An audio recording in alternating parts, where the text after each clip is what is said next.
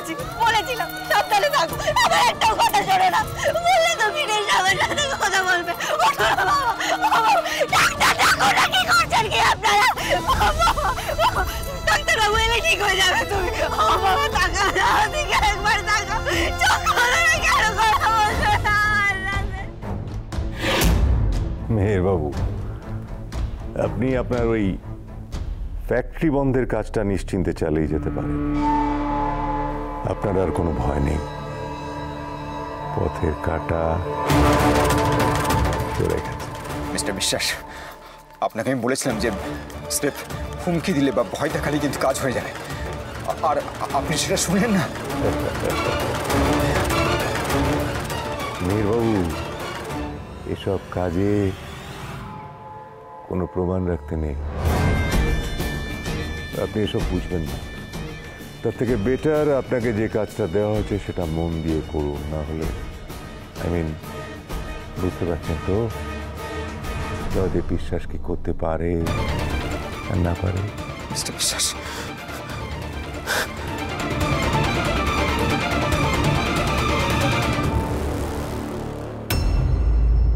জুনি, এই জুনি, জুনি তাড়াতাড়ি বড়িগুলো তুলে নিয়ে আয়। হ্যাঁ মা, তুলছি।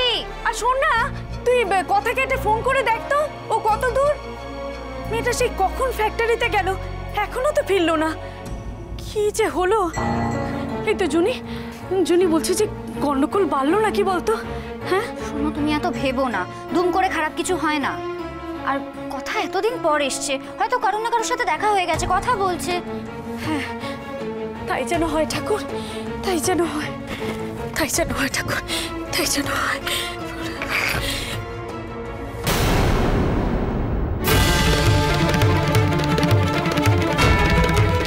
জুনি,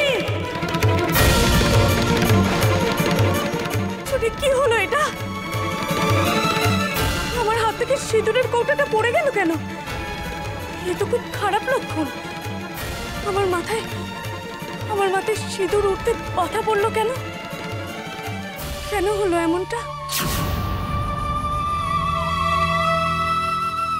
মা, কিচ্ছু হয়নি, আমি সব পরিষ্কার করে দিচ্ছি, তুমি চিন্তা করো না। আমি দেখছি, কাগজ টাগজ কিছু দিয়ে পরিষ্কার করে দিচ্ছি।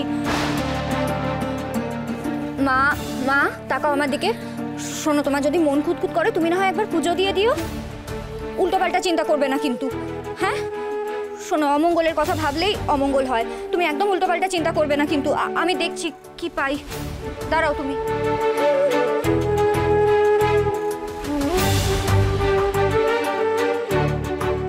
কি হলো এটা? কেন এমনটা হলো?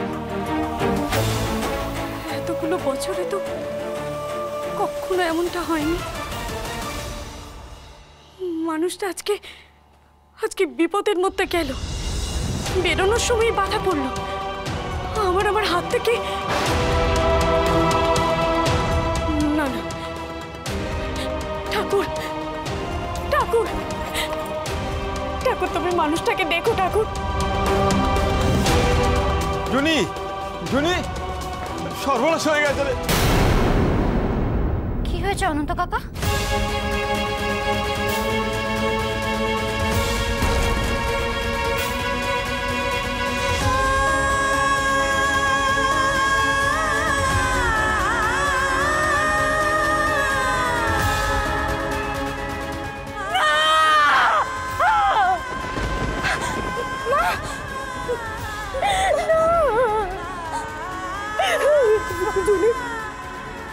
জুনি, আমার সব শেষ হয়ে গেল জুনি। ওরা কি বললো? ওরা বললো গাড়ি ধাক্কা দিয়েছে বললো তো? তার মানে নেই এমনটা হতে পারে। শান্ত হও না, বল না জুনি, নেই এমনটা হতে পারে। শান্ত হও না, কিচ্ছু হবে না, কিচ্ছু হবে না, ওরা আর কিচ্ছু। শান্ত হও, একটু শান্ত হও।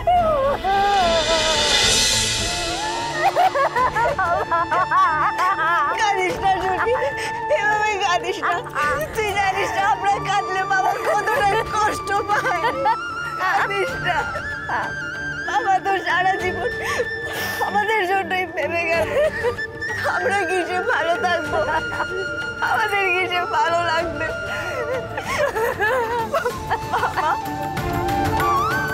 তোমার মতো তো মানুষ হয় না, তাহলে তোমার সাথে এরকম কেন হলো? সকালে কত আনন্দ করে বললো, এতদিন পর কথা এসেছে, যাই আজকে ওর জন্য বাজার করে নিয়ে আসে।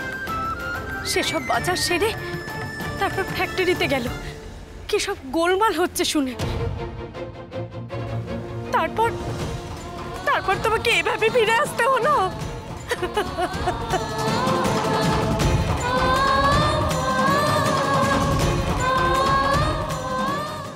এটা কি তোমার চলে যাওয়ার বয়স? এটা কি হয়ে গেল অনন্ত বাবা? কেন হলো এরকম? তোমায় এরকম অস্থির অস্থির লাগছে কেন? কথা তুই বাড়ি যা, আমি তোকে পরে সব বলবো, বাড়ি যা। জানাতেই হবে সব কথা। অনন্ত বাবা, মামা কাকে কি জানাতে চাইছিল তুমি জানো কিছু? বাবা তো বারবার বলছিল আমাকে যে জানাতেই হবে, যে জানাতেই হবে। তুমি জানো এই ব্যাপারে কিছু? জানাতে চাইছিল?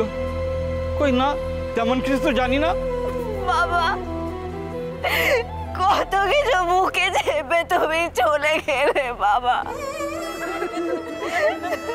বাবা, আমি তো মা বাবাকে পাইনি, তোমরা দুজন আমায় কাছে টেনে নিয়েছিলে। কোনোদিনও বাবা মায়ের অভাব বুঝতেই দাওনি আমাকে। তুমি তো আমার বাবা ছিলে। আমার বাবা ভাগ্যটা এত খারাপ কেন বলো তো বাবা? কথা আর তো দেরি করা ঠিক হবে না। আকাশের যে অবস্থা, ওরা এবার বেরিয়ে পড়ুক। হ্যাঁ, শেষকৃত্য করতে হবে তো।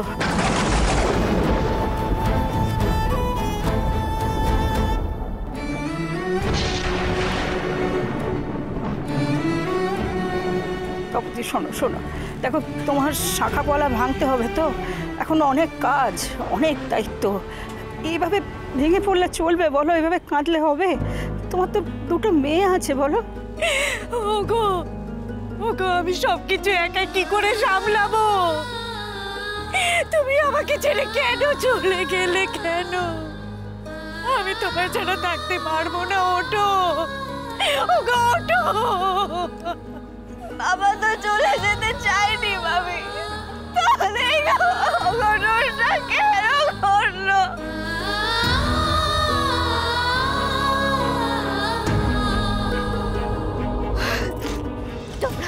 তোমরা মামিকে একটু সামলাও।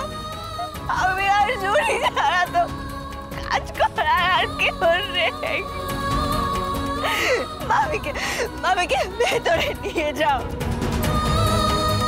বাবার চলে যাওয়াটা মামি দেখতে পারবে না।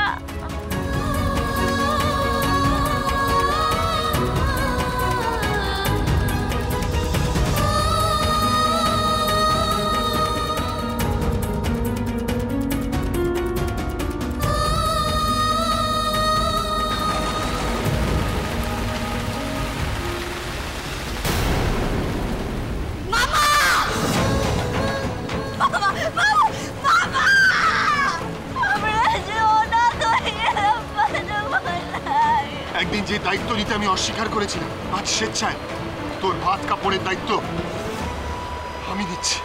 চুপ বসাই